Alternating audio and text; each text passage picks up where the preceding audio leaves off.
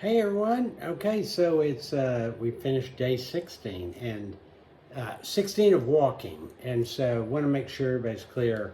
It's I think it's day 20 of the hike, but it's day 20 of the visit over here, but day 16 or what I call it, stage 16 of the hike. So I keep just when I deal with off days, I just call them off days. And so day 16 is was today, which leaves 9 days of walking left. And today was a really actually easy day. It was surprising. I've begun to not rely on what the pictures look like of the profile, and just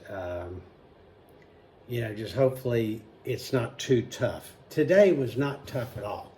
Honestly, it was mostly downhill, but not deep downhill, and there were little bitty ups and downs all along the way, and so it was actually a pretty easy day. It got a little tougher because the place we stayed last night was wonderful. I didn't not complaining about the place we stayed, but normally for breakfast we're looking for some proteins for the walk, and there were no proteins. There was prepackaged stuff for our breakfast. Although we did have the other "ine," we had caffeine, no protein but caffeine, and so we were able to do that. But I do have to admit, I felt pretty drained today because we just didn't have enough sustenance for breakfast. So when we got to a town about 4 or 5 miles in, I can't remember exactly where it was, but it was only about 11 miles today, so it was more than halfway.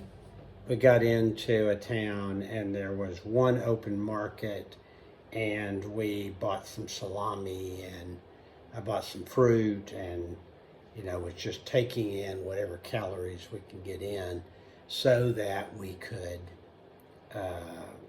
we could make it to the end.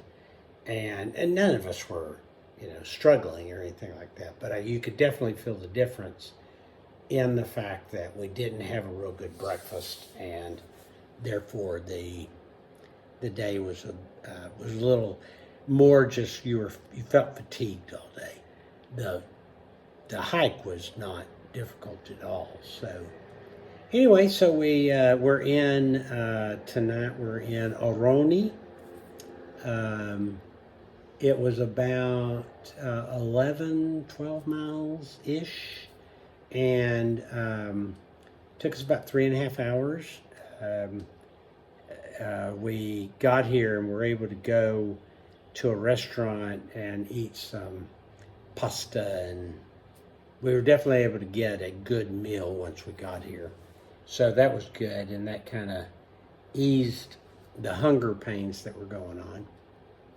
Tomorrow we have an interesting hike in that we're going to go from Oroni to Labro, and about halfway in between Oroni and Labro is, I'm going to mess up the name, Mermar, something like that.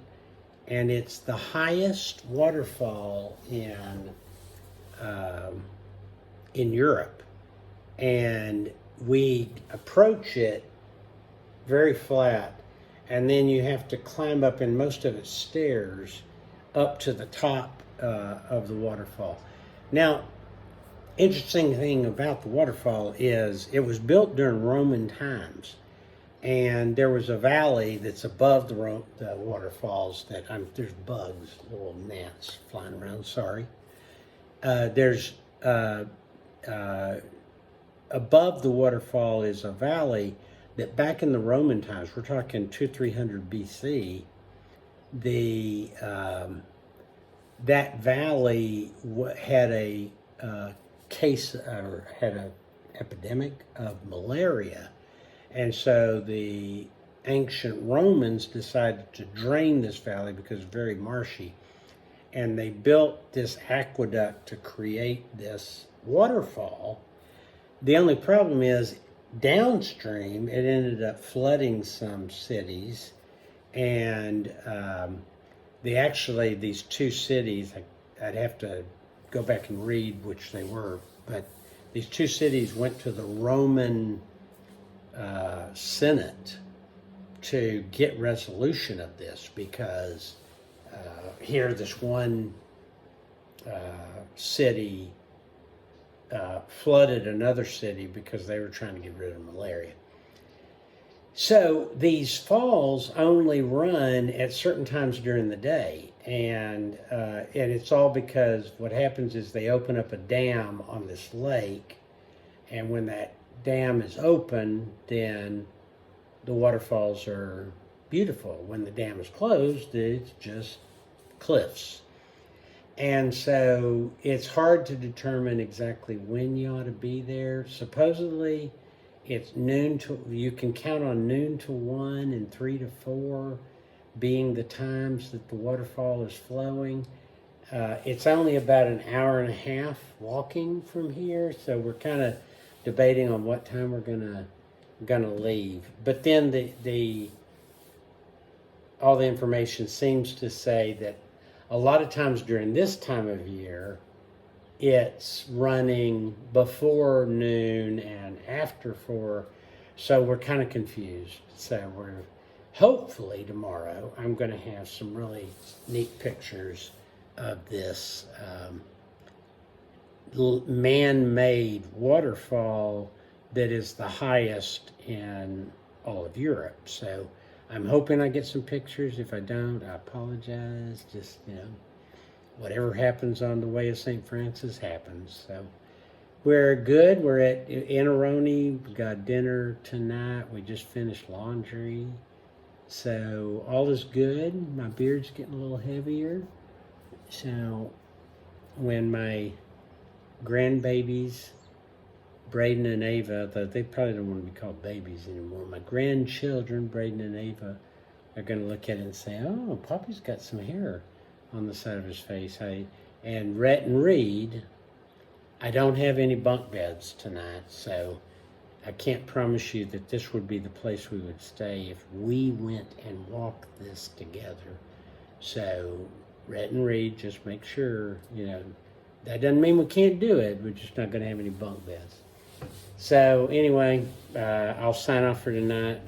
Love to everyone. Love to my wonderful wife, Kathy, and the fact that she has allowed me to go on this pilgrimage.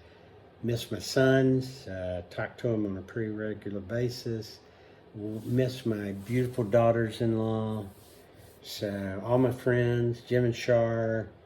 I was a little upset that the Cowboys got beat yesterday by the 49ers, but I'm happy for Jim because he's a 49er fan. Really happy about the Rangers being 2-0 against Baltimore. Not really happy about the score of the Dallas game, so hard to excuse that.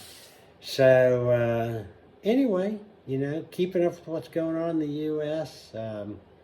Sorry about what's going on in Israel, but I don't know how to stop that. So anyway, all right, love everybody. Keep the prayers coming. I can always use good prayers. So keep them coming. See you guys.